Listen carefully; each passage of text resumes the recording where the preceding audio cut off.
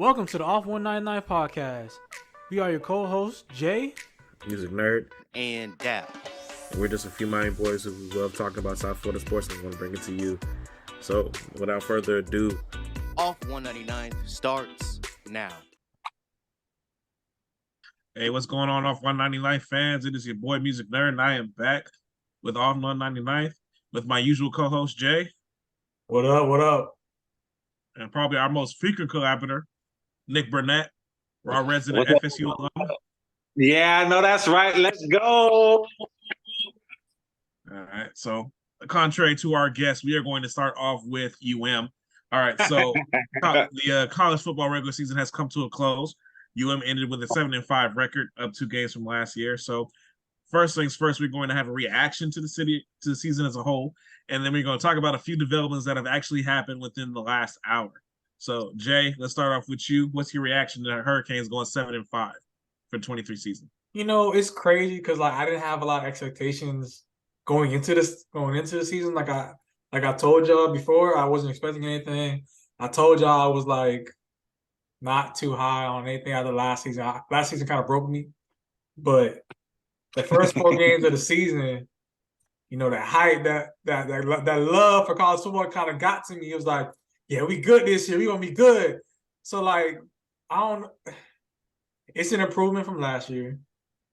I feel like we were a lot better than what our record showed, but it's just like,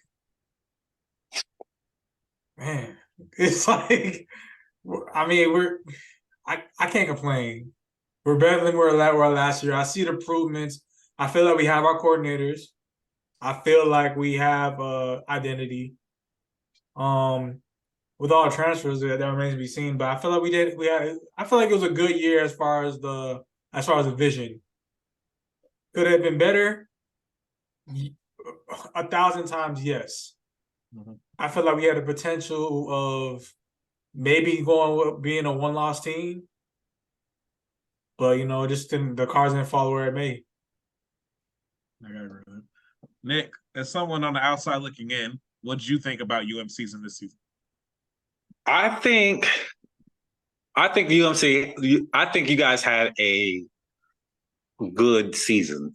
As far as if we're just comparing it to last year's season, I think the hype was the first 4 games, like Julian said. Y'all was like, "Oh shit, yeah, we finna do something this year," and I really thought y'all was. I really think a turning point was. I hate to say this, the Georgia Tech game. That was a rough game for y'all. That bounce back. Y'all definitely should have won that. But I definitely think y'all could have just as easily been 9-3 this year. Then, we was going to whoop y'all ass regardless. Whatever. I really wish I would have won that Clemson game. We did win the Clemson game. We did win the Clemson y'all game. did win the Clemson game. That was good. So that's right. I'm sorry. What's the other game y'all lost? Carolina. We lost. Y'all should have NC State. Y'all should have beat NC State. Y'all should have won that game. I don't know about North Carolina, but y'all should have beat NC State. That's the game where I was looking at y'all like, what the fuck? But I'm glad I didn't watch that game. It was. I'll talk about it in a little bit. I'll talk about that in a little bit. Y'all beating Clemson, even though Clemson wasn't as, the allure of Clemson or they're not at the top. But I still think you can hang your hat on that win, especially all that. They're full strength. I can't. Yeah, it's not like there's an asterisk on it. So I think that game is a marker that really lets y'all know how far and how not far. Like y'all aren't that far off, and how much further you need to go. You know what I mean? Because Clemson is a good team within the ACC. This year may not show it necessarily, but I think they're good enough to be ranked 24th at the end of the season. I will say this. I feel like we were a consistent, confident quarterback away from being 11-1. I've been saying that for a minute, especially after the Florida State game. I was like, they're just a quarterback away. Yeah, because y'all just a quarterback away from competing for the ACC championship. If you have a competent quarterback, you're not even close against Georgia Tech. I feel like after that pick in the third, I think it was the third quarter, Van Dyke crumbled. So I think maybe that's the loss I'm talking about, maybe right there. As far as NC State, if you have the defense, the way the defense was playing, if you have a confident quarterback, you blow them out. Yeah, y'all's defense was on everybody's ass all season. When you talk about FSU, like you really are a quarterback away from winning that early. To be honest, Especially in that game. I mean, Well, I don't know I about give winning, respect but where y'all I give definitely a respect quarterback where it's away. due. Y'all went undefeated in the regular season. I know how much of shit how much stuff I was talking before the season, but y'all went undefeated during the regular season. I will give it to y'all. Congratulations. Oh, yeah, and we will get to Florida State. We'll get to. And as far as like the Louisville game, this is more like there were how I say this. I don't know. We may have lost that game. Maybe it's just like the belief in the belief in it or whatever. Louisville. He scored 31 Louisville, points. Like one thing I'll say about the Louisville game was also very poorly officiated. Oh my God! All ACC games this season were just this whole trash. season, That ACC was probably games was like terrible. All ACC games was booty this year. Yeah, but also that was probably Miami's defense worst game by far. Miami played much better against a much better offense, I feel, in Louisville and Florida State than they did against Louisville. The defense played horribly against Louisville, in my opinion. I watched that whole game. That was definitely there. Besides maybe the third quarter of the North Carolina game, that was the worst Miami defense played this year. So, and I guess for me, coming back when it comes to Hurricanes, that's where it begins and ends for me. I think the defense was absolutely miles and miles ahead. Jumped 14 spots in run PFF. Tackling, which is one thing I was so angry about beginning to see. Miami was 60 spots better in the nation in tackling this year. Still needs to improve, but just much better. Pass rush, 9 spots better. Scoring defense, 30 spots. Total defense, 40 spots. Sacks, 7 spots. Tackles for loss, almost 50 spots over. Fumbles forced, almost 40. Rush defense, another 30 spots up. Jesus. Schedules, another 30 spots up. The defense was so much better, but the offense and, taking a step back. It's like this season is a good step forward. You see what your program is getting. You see what you can get with a couple of consistency. Yeah. But I have to agree with it. A competent quarterback away from being a 10-2, 11-1 team. True. It's hard to win in different environments. It's hard to win at Chapel Hill. It's hard to win at Doak Campbell Stadium. And there are points when we had good quarterback plays in all those games. And I'm not even going to mention Georgia Tech game because Georgia Tech game almost broke me. It really did. Pretty much everybody is consensus. We count that as a win, but whatever. But I mean, it is what it is. But that kind of game, you play the game, and the thing is, you can't against a team that is inferior to you. You can't leave it in the hands of the refs, and you can't keep it that close. Miami made 3 plays in that game that would have won that game, and still found a way to lose that game. And that's one of the differences. And watching Florida State, who we'll talk about in a minute, Florida State found a way to win a lot of games. Like they found a way to win this Florida game on Saturday. Yeah. And if that was Miami in that situation, because basically Miami had a situation with Georgia Tech, Miami found a way to lose that. So that's a difference, I think, and that's going to be the difference when it comes to next year. With all this basis of all these freshmen and all these young players playing, did Miami learn how to win this year? Because they definitely learned how to lose in different ways this year. But then they weren't out to win, and then you have to look for it because basically the season was played in 3 phases. You have the 4-0 beginning of the season, then you have the 2-2 stretch where you have the Georgia Tech game, the fallout from it, but then be able to get that Clemson win, which was huge. Yeah, it was huge, massive, and still get that Virginia win, even though TVD played horribly. But then you have that 4-game stretch to end the season, starting off with that NC State game, and that NC State game. As I watched that game, I was just really, really shocked as to see the offensive effort that was put in. And that's the only game where I feel like Shannon Dawson just had no juice calling plays. And it just looked how hamstrung he was by Tyler Van Dyke. Because I agree with Julian. I think we have the right coordinators. I definitely am in love with Lance Guidry.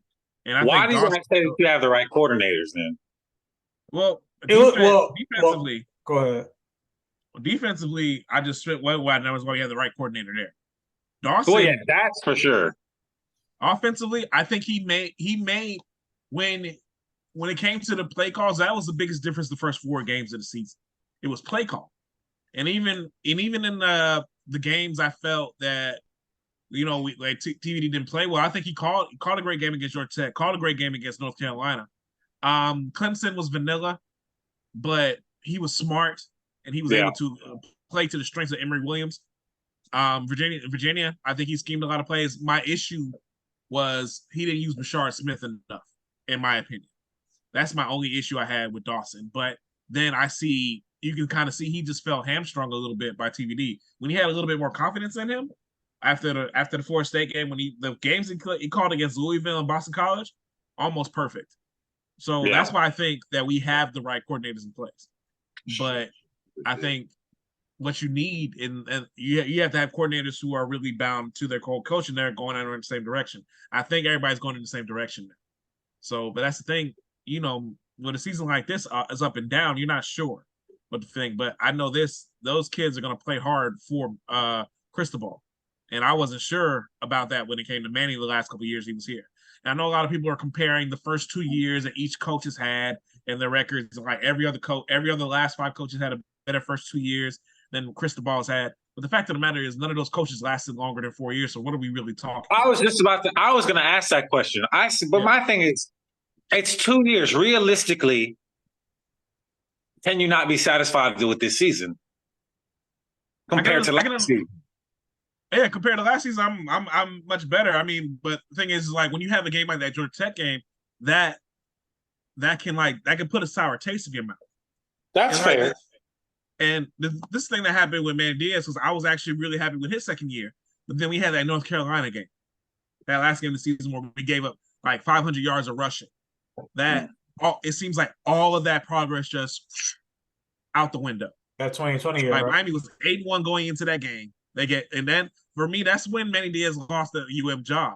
When he had that game and he gave up 500 yards rushing in North Carolina, he lost that job then. Yeah. So that's how I feel. But, well, I guess I'm trying to think about it in comparison to Florida State's turnaround. Because, Mike, I always said my first 2 years with Mike, I said, I just want to see us compete. That's all I want to see, us compete in each game. I think Miami has competed in every single game they've played this year. Oh, yeah. I have to agree with that. And that's better. I think as realistic fans, we have to have expectations. It's hard to turn programs around on a dime. And that's why I feel better about this than I did about Diaz. There's no sour taste going into the season, even though technically it was a disappointing end. Technically to the season. I feel like under Manny Diaz's leadership, the second year being so good was probably more because of talent that he had on the team than anything else. It was also De'Aaron King. It was De'Aaron King. Yeah. It was De'Aaron King. It was that infusion that you had with him, because I think he elevated what I wasn't really a very talented wide receiver room. Like in comparison, this wide receiver room is much more talented than what he had. And yet, I just think we're going in. Yeah, exactly. I think it was more talent that he had. Some of the Margaret holdovers, some of the people that he helped build when it came to that defense, he did. So, but yeah, I'm just more excited about going forward with Cristobal. So my question is, I know he's had some blunders in play calling. That's clearly not his specialty. But has it been a successful 2 years for Cristobal in y'all's opinion? I wouldn't say play calling, but I would say game management. Game management is fair. I feel like these last 2 years have been probably more about like man management for him. Mm-hmm. Getting the kids that he could actually work with and actually I guess incorporate into his culture what he wants to see. And I mean, all reports indicate that he hasn't lied to any kids, any recruits. Kept it real with them. Has been accountable for all his mistakes. Yeah. I don't want to put the Georgia Tech thing on him because at the end of the day, he was down. To be honest, he was down. And it's like, I can't really blame him for that. It's not like not like it was actually a legit fumble or something out of the ordinary or something like that. Like it was a routine play. That's I'll true. say But that. do you not feel like it's the coach's responsibility not to put you in situations where you can fuck up? Yeah, of course, especially when they're kids like that. And Yeah, but I think, at the end of it, he put his trust into his players and stuff like that. And But a knee would. I'm just playing devil's advocate. A knee would have done the exact same thing though, and it would have been a much safer play. I'll say that is true. But go ahead, Jim. No, I have nothing really else to say to that. It's like, yeah, you're right. It's just like I'm not penalizing him for it. True, that's fair. And people try to make a big deal about the Louisville game management. It's kind of like, yo, what can you do there where your players are getting frustrated from the lack of good officiating or whatever, accountable officiating, and they lose their head, they get penalties. Like that's not his fault. And I'm not trying to be a Mario Cristobal apologist or whatever. It's just like me looking at it like objectively. Yeah. I mean, I have to agree. And it's the thing, like to answer your question, yes, I think it's been a success. And that's the thing.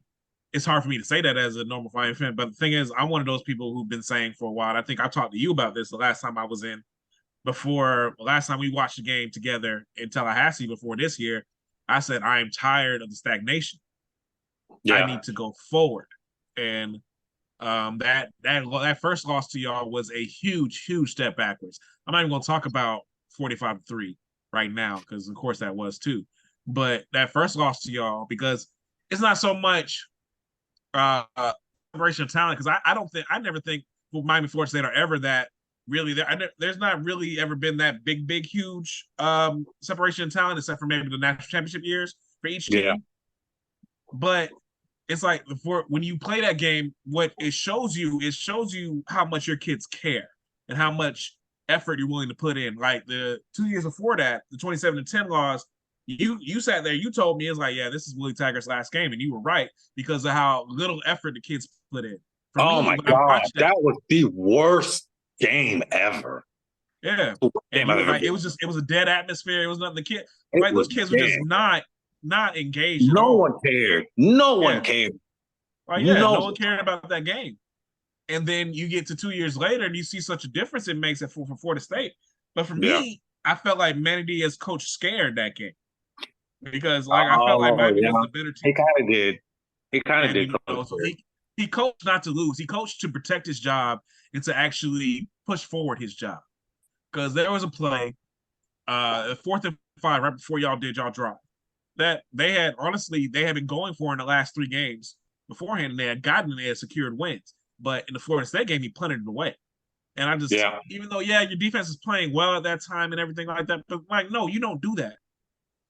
You go with what you go with what's been getting you wins. Yeah. You play like I would be like, you know what? Hey, he had the guts to go for it. That means he believes in his kids. He played conservatively and it bit him in the ass. Here, so for me, I was just like, I had a bitter taste in my mouth. And in that moment, I think I told you, I think Manny Diaz lost his job today.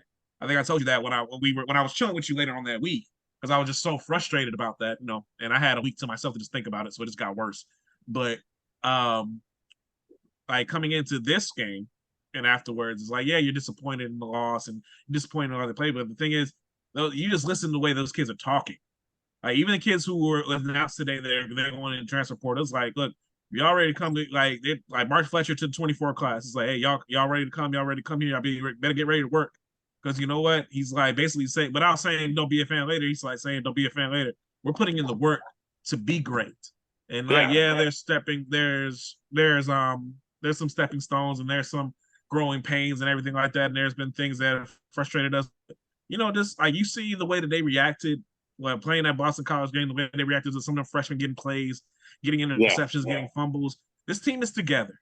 And you guys feel like he's changing the culture, right? Which is building the culture foundation. Has changed, and that's what I like. That's the most important thing, especially in the second year.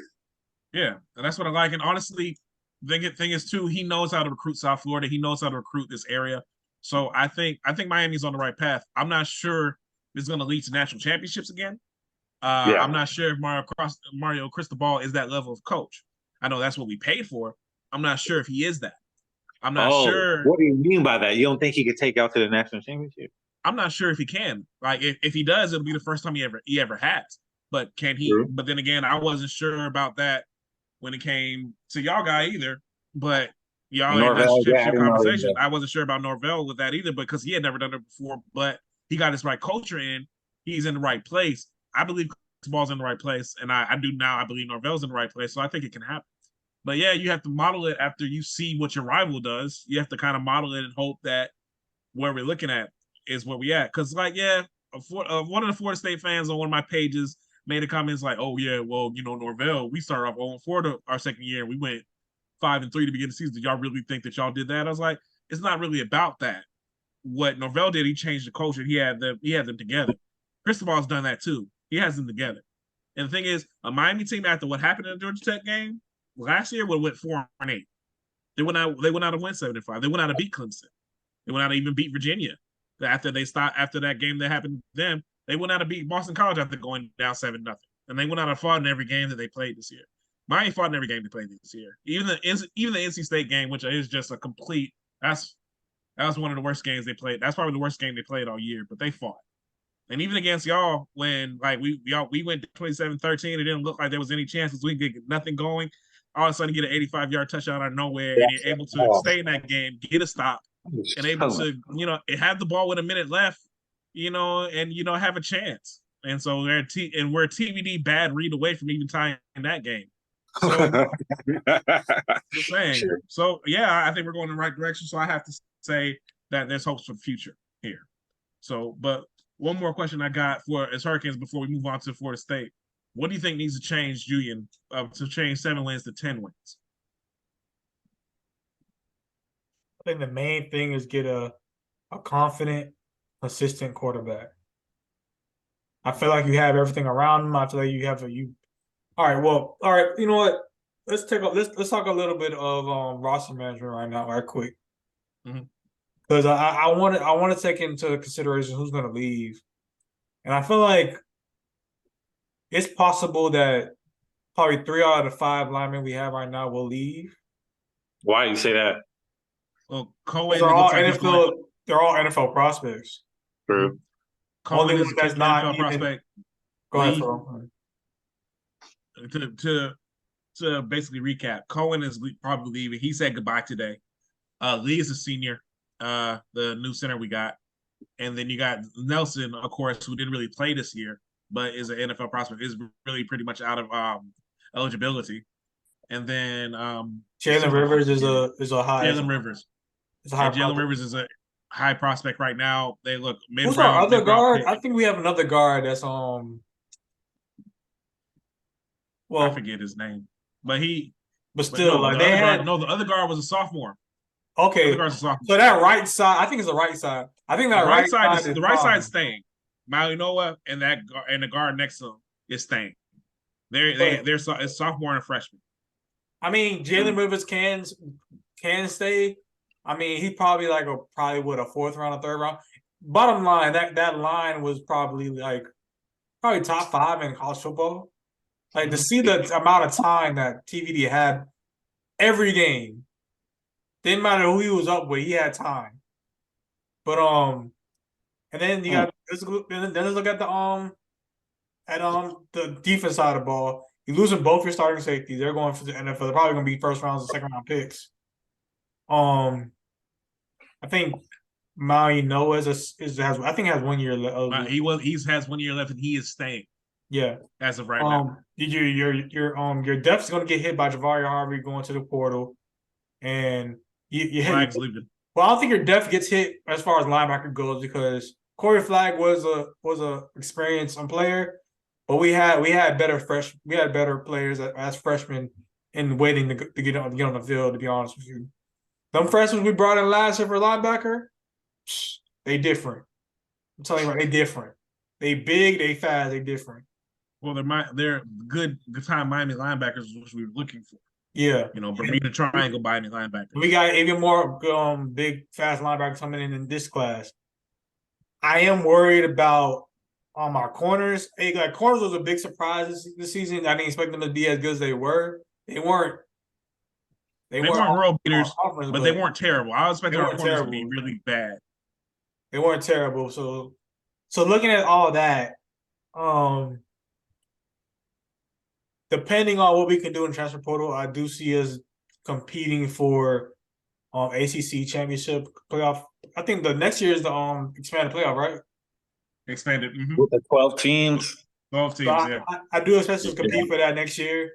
As long as like if Chakuri, like say Chakuri would play, I guess he probably will play the bowl game. Say Chakuri plays the bowl game and we see what he's been working on. Scholarship quarterback left right now. Yeah. And we see what he's been working on this whole year. Or he comes back in the spring and he starts blowing up, or we get somebody in the portal or whatever.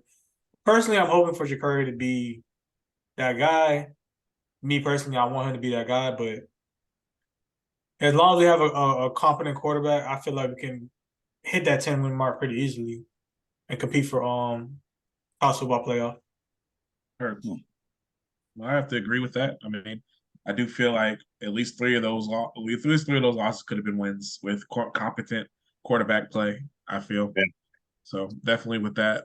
I mean, it's just for first time in a long time, I'm looking forward and I'm happy and I'm like, okay, maybe we ended on a positive note. We'll see what happens with the bowl game, and then we'll overreact to it, even though it's going to be a completely different team because you've already lost. You probably lost about 3 or 4 starters today to the portal, so Miami's going to look completely different for the bowl game. So it can be in no way a preview for next season, but I guess we'll see. But moving on, for that, we will talk a little bit more about Miami as the time comes. I'll have some more minutes with Music Nerd right there, but we did bring our resident Florida State alum to ask him to talk about the Florida State season. So Florida State finished 12-0. So as an alum and someone who lives in Tallahassee, what's your reaction to 12-0 season? What needs to happen for FSU to continue on without Jordan Travis? Oh, what can you say? There's nothing to say. We went undefeated. It doesn't get any better than that. It doesn't. It does not get any better than 12. You know how it gets better? You finish it. You're right. But That's we're talking about the regular season right now. Yeah, okay. You asked me how I felt about the regular season. It can get better. You can have some hope. Yeah, true. But no, this year was a phenomenal year. It exceeded my expectations. Because I think we started at the beginning of the season. All I said was I wanted us to compete, and I think we should be competing for the ACC championship. I said that was my goal, was to go to the ACC championship game. We're going to the ACC championship game. And we're going to play Louisville, and we're probably going to beat the shit out of Louisville because Louisville did not look good in their last game. So I have a strong feeling that we'll beat Louisville.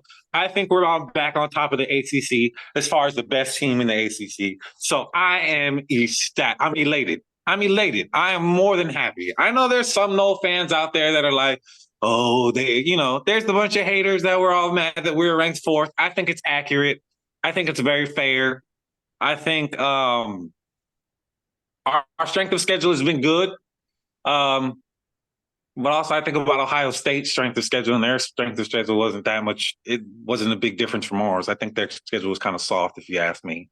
The best teams they played were Penn State and Notre Dame besides Michigan. So yeah, so I was about to say Michigan too. Their schedule wasn't that hardy. Michigan was straight trash. We looked at it in the preview show. We were like, wow, this is really bad. Straight garbage bag, homie. Yeah, but I mean, I'm not mad at it. I know Josh, who was on the beginning of the year, he's been all up in an uproar all season about it. I don't really care. I'm happy. FSU's got good football going on. That's all I asked. That's all my expectations were. We exceeded my expectations with being 12-0. I don't really think as a Noel you should be asking for more than that, especially since fucking 2 seasons ago we were fucking scraping by to get wins. And we've been blowing out wins. We've had a majority of blowouts this season. I've been really impressed with our game. I've been really impressed with our game management as a whole for the entire season. I think we make really good second half adjustments, which I've been very impressed with the coaching staff and the team as a whole, as soon as the second half comes out, I feel like we're a completely different team to a certain extent, at least with the products you got in the first half of the game. In that regards. Now,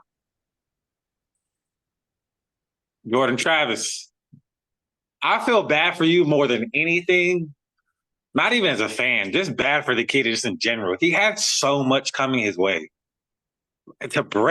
He broke his leg. He broke his leg. Dude, Yeah, and you at least.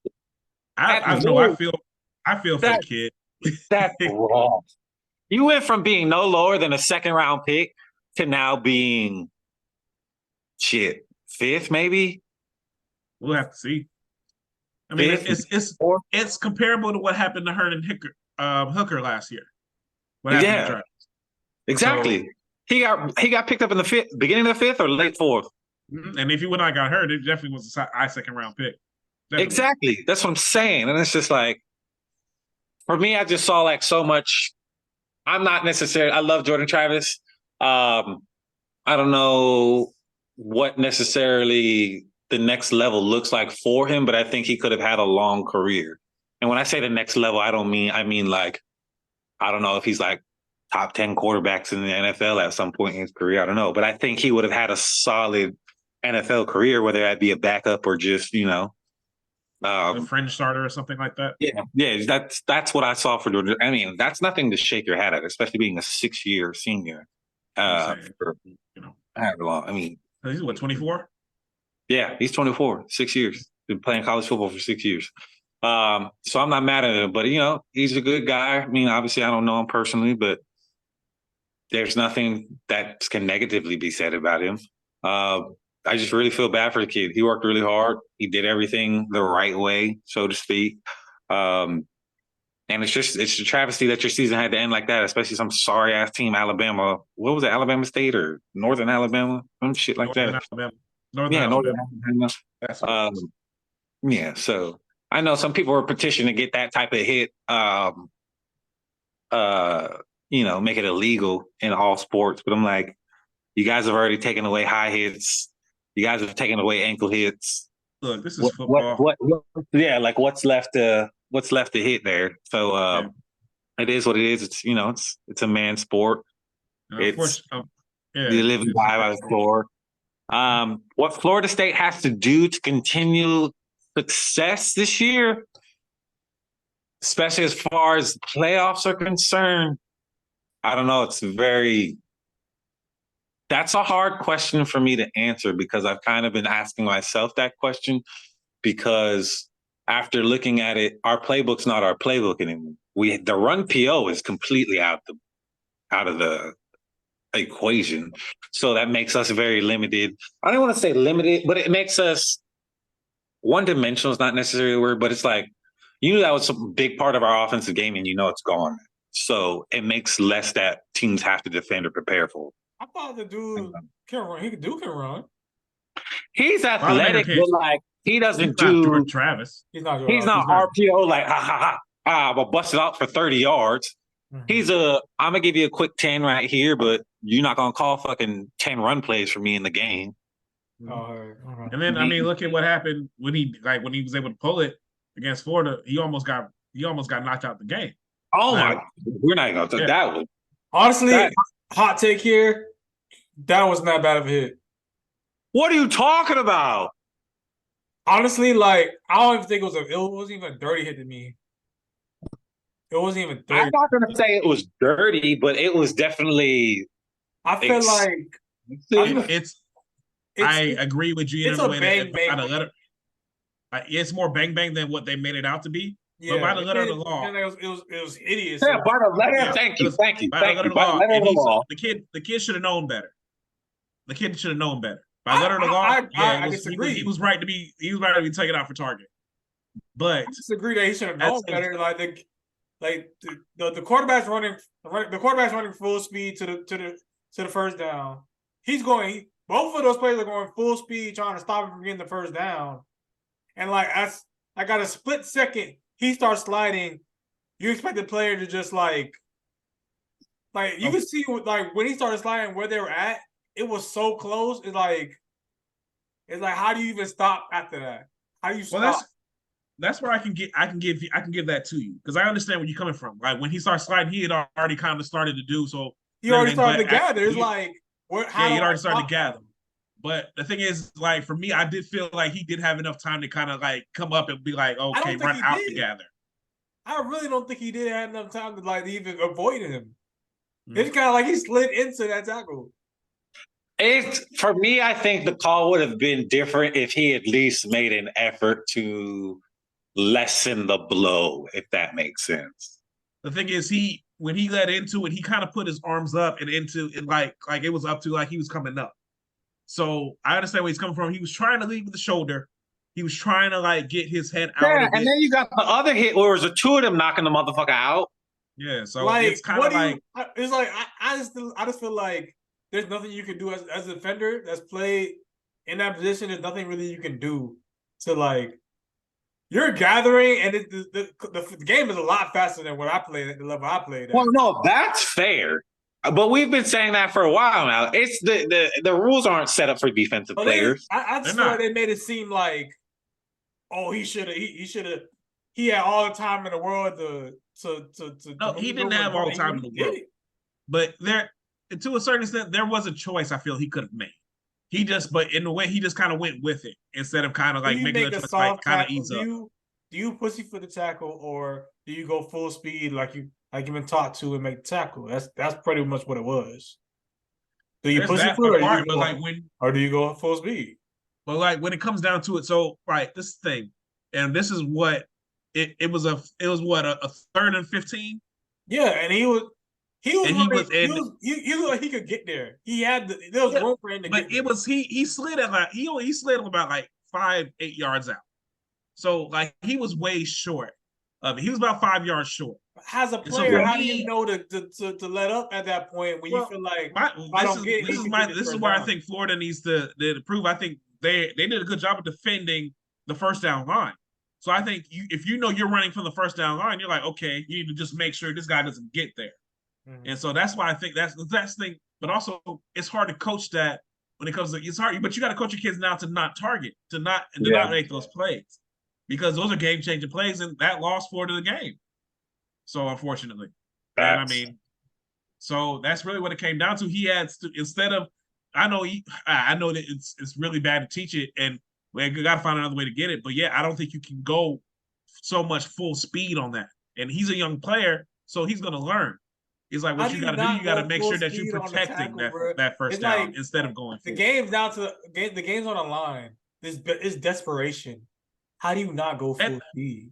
And I understand that, and that's why it sucks. And I hate what I'm saying too. But the thing is, nowadays these kids have to be smarter, and it's not really fair to them. They're not allowed to just play football anymore. It's not fair to them. No, I give it to you. It's not fair to them. That call was not fair. 10 years ago, that call was not made. 10 years ago, but for the past 7 years, you hit somebody, you hit a quarterback in the head, it's a wrap. Like that, yeah, it's targeting. It's by the letter of the law. Yeah, and so at this point, that kid has got to be taught to more so, not so much, and also too, you can't dive. You got to be like, look, wrap up, go through. That's what that kid's got to. Because if he makes a form tackle, if he comes down and he wraps up, goes through, he misses him. He doesn't hit him because he slides under it. Yeah. So there's that part too. So the thing is, it's just he had to be a little bit smarter, and that's all it was. I don't necessarily think it was as bad as Josh saying they're undisciplined, because I think Julian's right. I mean, that's a desperation. Like Florida played with a lot of desperation that night because they were trying to get a bowl game. And it's also it's a rivalry game. And Florida State, this is an amazing stat that I've seen. Florida State and Florida have split the last 22 meetings down the middle, 11-11. And really? The margin of victory has been 1.6. Like there have been some blowouts on each side, and basically it's all evened out. It's a close rivalry. It's close. It's like this. And no, I agree with you, Gene. It's like you have to you going for it. How do you really pull up? But they have to find a way now. So as far as FSU competing going forward, they got to find a way to run the ball more consistently. That's what. As I'm sitting here thinking about it, they have to run the ball more consistently, But what has to open that up, and this is going to sound stupid, maybe, possibly, I don't know. Our receivers have to step up. Oh yeah, Our receivers have to step up because of the threat of Jordan Travis there's no Jordan Travis running, means that they're able to drop more off in coverage. It's like you don't have to have the extra spy on Jordan Travis to cover and you have extra players to cover the extra players. That makes sense. Yeah. So I think Keon Coleman, I may be the rare Florida State fan that thinks this. I think Keon Coleman is a tad bit overrated. When I say that, don't at me. I'm not saying he sucks. It's not what I'm saying. I still think he is a top 5 receiver in college football, but I do think there are a lot of holes in his game. Like, he's not out here sitting running every route in the route tree. He don't get a bunch of separation on his routes. He outmans everybody for the ball. He makes a lot of contested catches. He's a big body receiver that makes his. I told y'all this in the text message. He's that receiver in Madden who spectacular catches on like 80. So therefore, I think people think he's a tad bit better than he is. He dropped that easy touchdown catch in the fucking Florida game. Like, the game would have been over sooner, in my opinion, if he would have caught it. Johnny Wilson cut out the fucking case of the dropsies is over, Playboy. Catch the fucking ball. Catch the ball. Rodemaker has more of a rapport with Wilson, so that's what it's got to be. That's true, and I mean, I think he's good. I think Tate Rodemaker is good. I think he is a solid quarterback. I think everybody else has to step up their game, and we have to run the ball more consistently on offense. And I think it's going to come to a point where it's like we actually have to hold the ball on offense, if that makes sense. Yeah. So I think it's the run game and our receivers stepping their game up for us to be successful. Because I think I think our defense has been great. Our defense does have holes. You can run the ball down our fucking throats. We can't stop the run unless we fucking blitz. Which, I mean, I think that's one thing I attest to the coachings. The coaches has always come out in the second half and clean issues like that up. So we adapt really well. That's something I think we can hang our hat on as a team. But moving forward, I think Jordan Travis covered up a lot of inconsistencies, especially like when our team would get stagnant and stuff like that. So that's what I think Seminoles have to do in order to try to further the season. All right. Well, okay. Well, good luck to him. As a Miami fan, it's tough to watch y'all get a 12-0 season while we get 7-5. But good luck. That ain't that hard. All you got to do is keep your eyes glued. Whatever.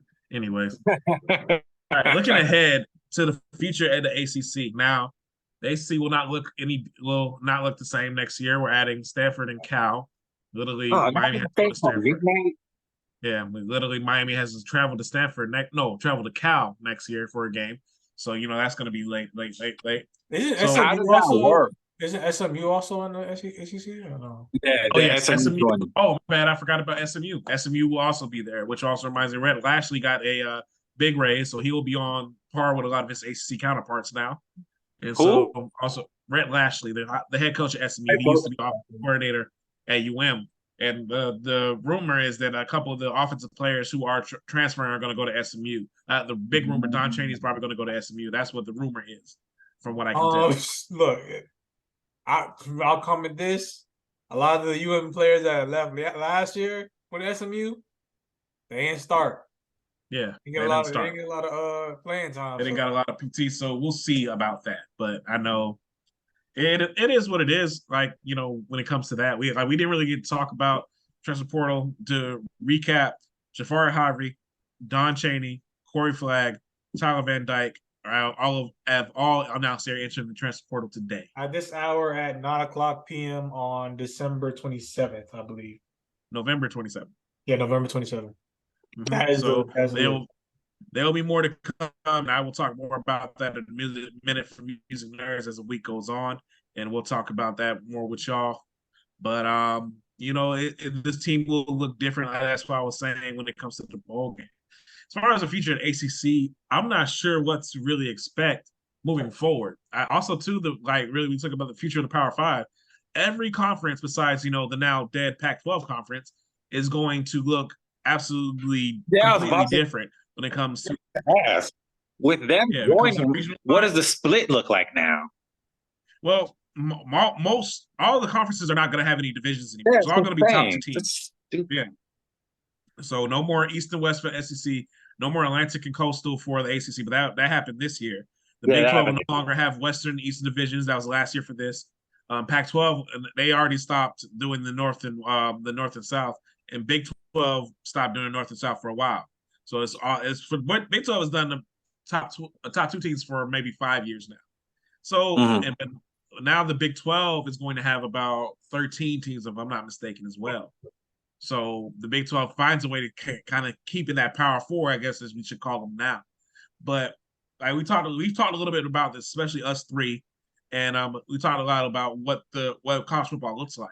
But now with a 12-team playoff, and basically you get 4 conference champions, 6 at-larges, and two group of 5 teams basically. And what does it look like? What basically are we fighting for now?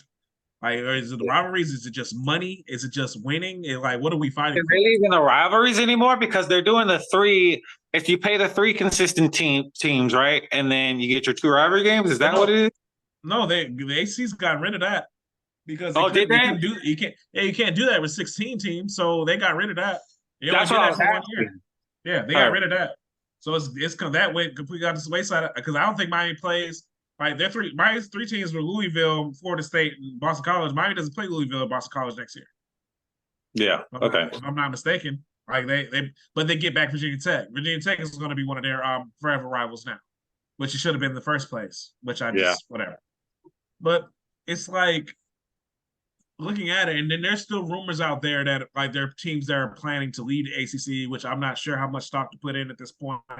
Yeah. But it's just, I guess, getting y'all attention to some of the people who I've known and love college football almost as long as me, especially Julian, and someone who I got into college football, and you, Nick, is what do you think it looks like now?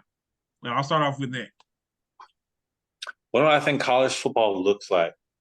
So, I don't know, because I really missed it. I like the split between the Coastal and, I like that for every conference, if I'm being 100% honest. I understand it. I kind of think they're getting the idea from basketball because basketball talked about forever for doing that. But there's a reason why they never pulled the plug on doing it either. So I don't know why we're doing it in college football.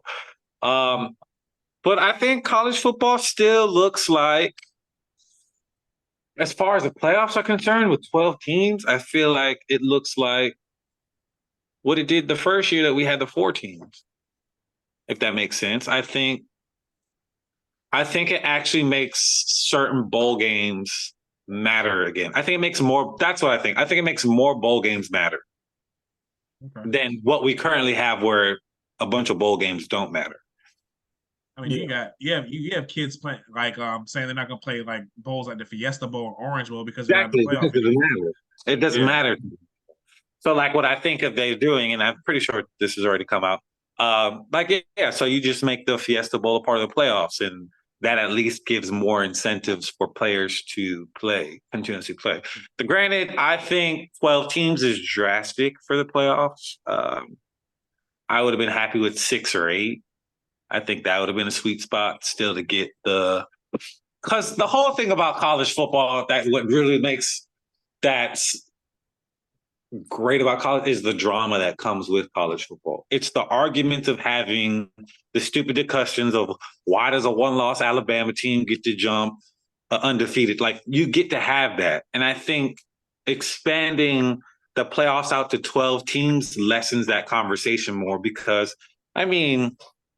you have the ones that are like, oh, it's fair because now everybody has an opportunity, gets to play plays.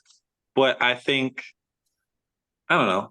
It's kind of the nostalgia of the old college football where we just get to bicker and bitch about shit that I low-key kind of like about college football. Also, that part of it, instead of arguing about a 1-loss Alabama team, now we're arguing about a 1-loss Penn State team or two-loss Penn State team. Too. So you expand the argument. It just goes into different places now. What do you think, Jim? First of all, Penn State should never be in a conversation of a national championship. They're not. Well, if it was a 12-team playoff this year, they probably would be getting in because their 2 losses are Yeah, just to the No two sense. top 4 teams. How do you not even get come close to that Ohio State team is beyond me. But that's a different conversation for different time. How does it look? Honestly, I think it's gonna look the same.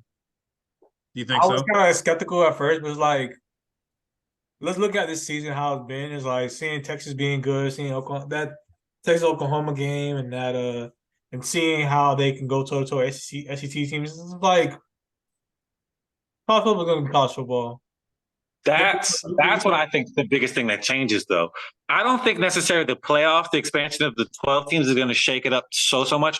I think it's the teams moving out of conference and everybody joining the fucking SEC. Yeah, What is it? there will be 18 growing teams next year? pains. I feel like there will be growing pains Yes, sir. with the Big Ten and the SEC and like I guess the switchover of caliber of players that come Yeah. from conferences. So there is going to be some type of I would say like growing pains. I mean, think Michigan teams like plays Colorado. USC in October. That's right. next year. No, the college, I take my answer back. The college, the landscape is going to be completely different because I forgot about all the fucking teams leaving their fucking conferences next year.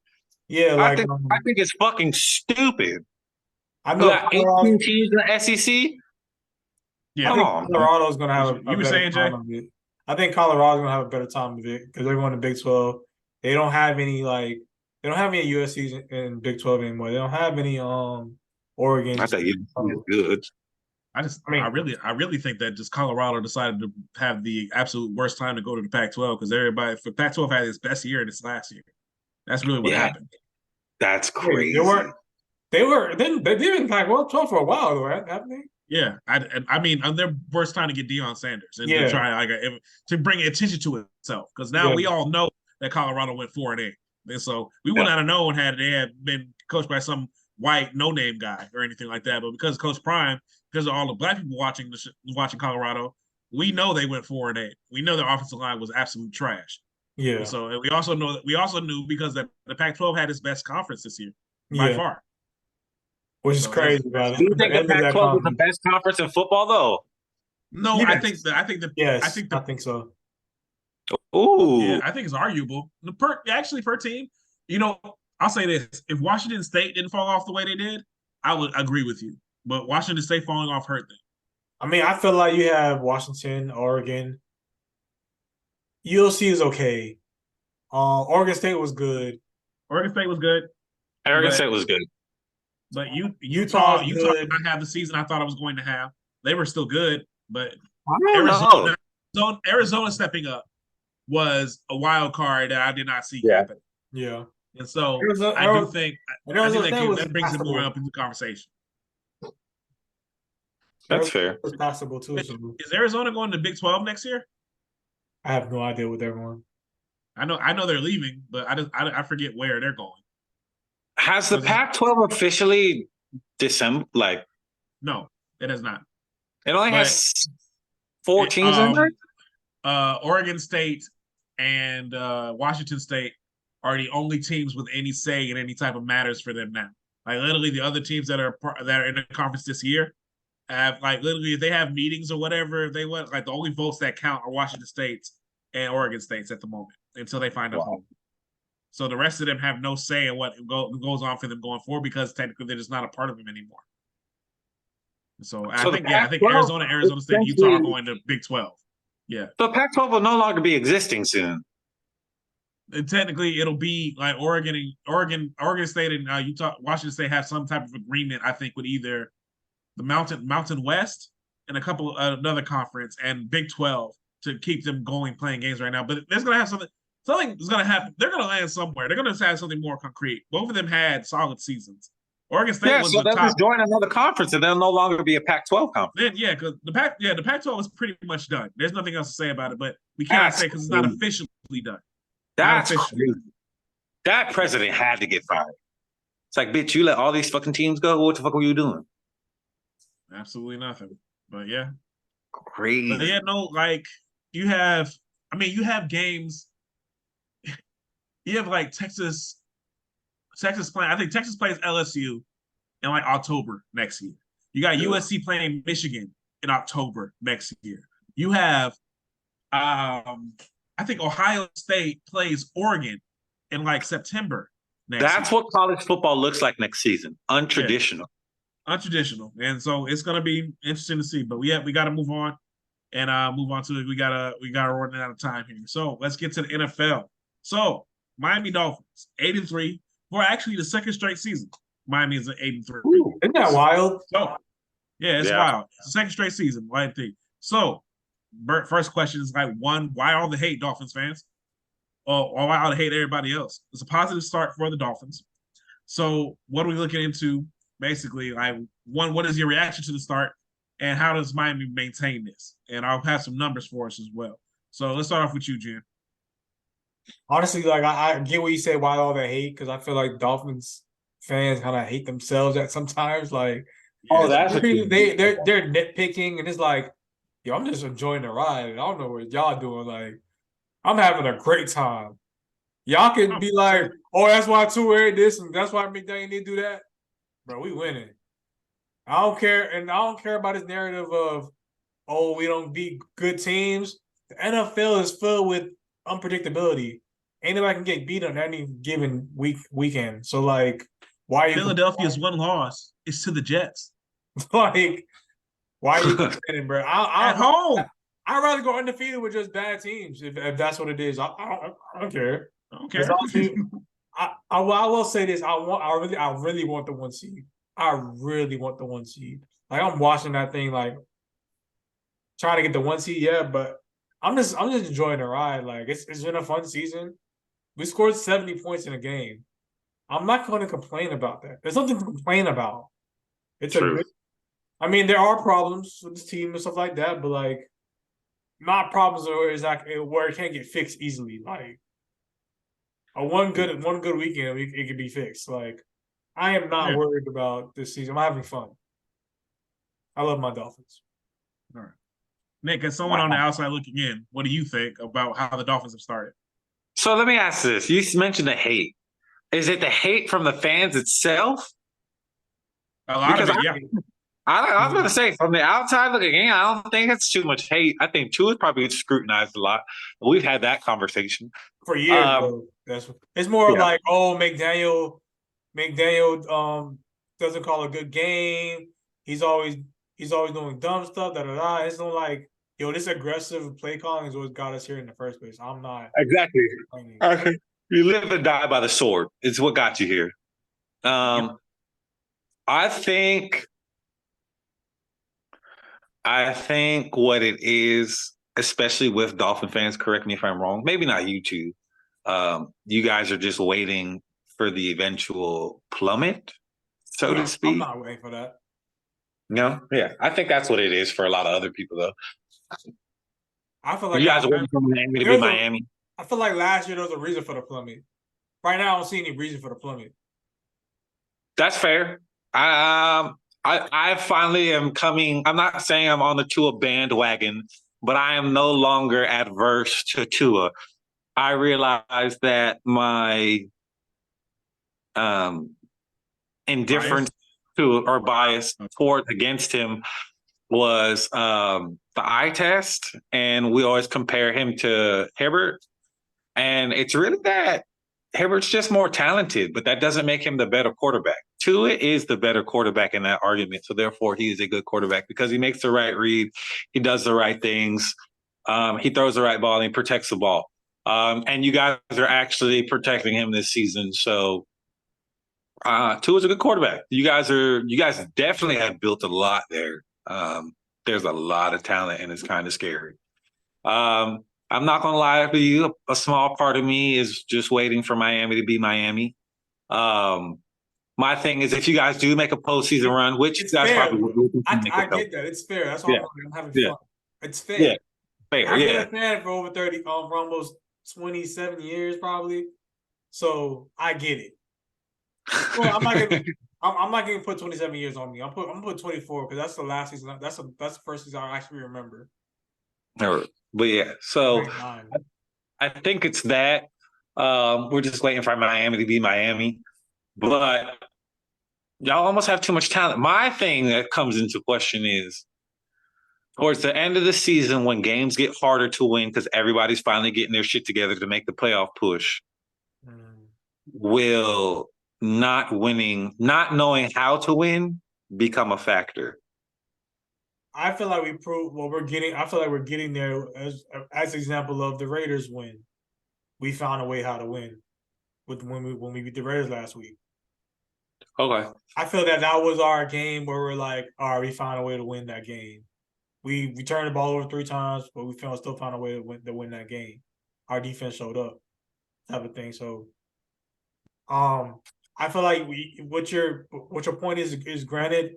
I feel like with the Chiefs loss and the Eagles loss, yeah, we didn't play our best game, but those games were there for us to win. We need to find a way to win those games. Okay. That's fair. I think that's another thing I think you guys can hang your hat on. You guys are competing in every single game that you are in. It's not like y'all getting blown out or just dumb. Even the one loss that is a blowout in the Bills game. When you look at the yards. Oh yeah. Yeah, when you look at the yards were dead even. Everything like that. Miami was able to move the ball, just Miami didn't make the plays to score in that game, and Buffalo did. And so, but also we see what Buffalo is now. Buffalo was definitely up for that game. Also, they got to blow that team, blowing that team up. Yeah, they have to. They're going to have to. They have no choice. But that's another podcast. Miami's 3 losses are on the road to Super Bowl contenders. So, I have no problem with Miami winning the games that are in front of them. The narrative is like, oh, Miami can't beat a good team. It's like, okay, whatever. I'll take 8-3. I'm fine with that. I'll take 2.5 games up in the AFC East too, with 3 games in hand, 3 wins in hand against the AFC East at the moment, with only 2 more games to go. So I'll take that as well. I'll take this. The thing is, I'm like, Gene, I'm having fun. Miami has more 50-yard plays than anybody else, more 25-yard plays than anybody else, more 10-yard plays than everybody else. Miami has allowed less than 110 yards rushing in 10 consecutive games for the first time in their history. Ooh. And now the Dolphins have held teams under 300 total yards in 5 of the last 6 games. Oh, I'm sorry, 4 straight games, 6 of the past 7 games right now. So, and this is what they did in the Jets game, which is not considered a great win. They didn't look great. The Dolphins did what they should have did against the Jets. They held the number 5 pass defense, who's only been allowing 180 yards passing to players like Mahomes, Hurts. They played Herbert. They played Allen. They played all the top quarterbacks in the league. They've only given up 180 yards per game to a pass of 250. The Jets had the 30th rushing defense, so allowing 138 yards per game. The Dolphins ran for 167. The Jets were only giving up 20 points a game, only 20. Dolphins scored 27. They got a defensive touchdown to get 34. The Jets had only been scoring 13 points a game. The D only gave up 13 points, and really they only gave up 7 points because one was a pick 6. So the Dolphins did what they were supposed to do against the Jets on the road, and probably the worst field in all of NFL. So bad that we had 3 players that we lost to injury, one devastatingly, which we'll talk a little bit about. But the thing is, the narrative is like, oh, they didn't win by enough. It's like you won by 3 touchdowns against a hated division opponent in their arena on a game where they had some juice because they had a quarterback change. I want to hear that. I think that Dolphins fans have got to, and I know some of y'all are Dolphins fans, that's who we're talking to right now. Look, y'all have got to enjoy the ride while it happens. Chill out, bro. And I'm a person, I can claim 27 years of being a Dolphins fan, and I have seen the worst collapses. This team has been 10-3 going into December, and 10-6, and only gotten a wild card before. I've seen them be 10-3, finish 10-6, and not even make the playoffs. I've seen this happen in Dolphins history. So to sit there and be upset at Mike McDaniel because we're not winning, we're not winning by enough points. We should have put 40 on the Jets because they're that bad. This is not college football. This is NFL. Yeah. A win's a win. Yeah, exactly. Look, man, like I said, the Eagles' one loss is to the Jets. The Chiefs lost to the Broncos, a team that got a 70 burger put on them. And the Broncos are now 6-5. So we can talk whatever we want to talk. Football is crazy. It happens, especially professional football, because you know why? They get paid too. These are the greatest athletes in the world too. So I'm enjoying the ride. Dolphins fans have got to learn to chill the fuck out and enjoy it while it happens. Because, there's always something that can happen. Like what's happened in this game, and that's what we're going to talk about this day. The defense has played so much better the last 5 games, but they lost probably their best pure pass rusher in Jaelen Phillips. He popped his Achilles on that MetLife turf, basically the same place that Aaron Rodgers popped his Achilles. And if you look back and play, you can see it just like you saw it on Aaron Rodgers. So, what does Miami do to keep this run going forward? Do we keep relying on Jalen Ramsey and Xavier Howard, or do you have to bring somebody else in? Which also on that note, Jason Pierre-Paul just signed with the Dolphins to their practice squad, so it will probably be on. It probably will be on their main roster coming up this week. So Wow. what does Miami do? Does Miami continue with it? Continue going in that way and just keep getting better, or is there something else we need to add? Honestly, Emmanuel Ogba is making $15 million a year. Earn your money. Earning it. Earn your money up, my boy. Mm-hmm. Like, you just keep on going through the court, next man up. Like, it always has been next man up because you're paying Emmanuel Ogba $15 million a year. Like, and Wow. he barely gets on the field. It shouldn't be a problem. Like, you got the talent. Go ahead. What school did he go to again? Huh? Go ahead. Ogba went to. Is it Louisiana Tech, Jim? I don't know. He came out of nowhere to me.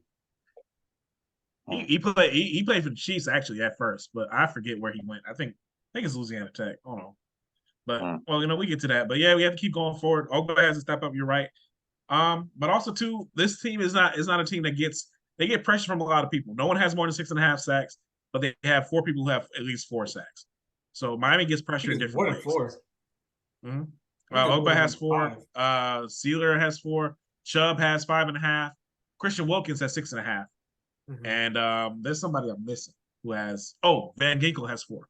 Yeah. So Miami is the type of team that gets pressure in a lot of plays. Like they're third in the league in quarterback hits right now, mm-hmm. and third in the league in sacks as well. So Miami's defense is right now. That's the thing. As good as the offense played the first half of the season, the defense is the one that's carrying it now.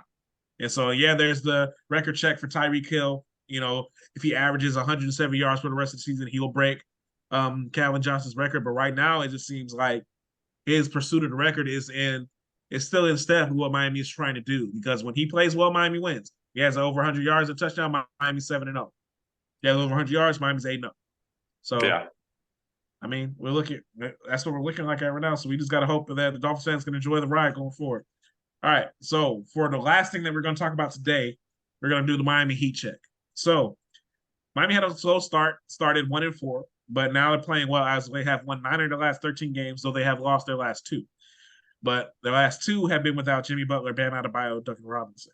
So is the last 9 of 13 the signs of things to come for the season, or does Miami still not have enough to make a run in the East? What do you think, Nick, as an outsider looking in?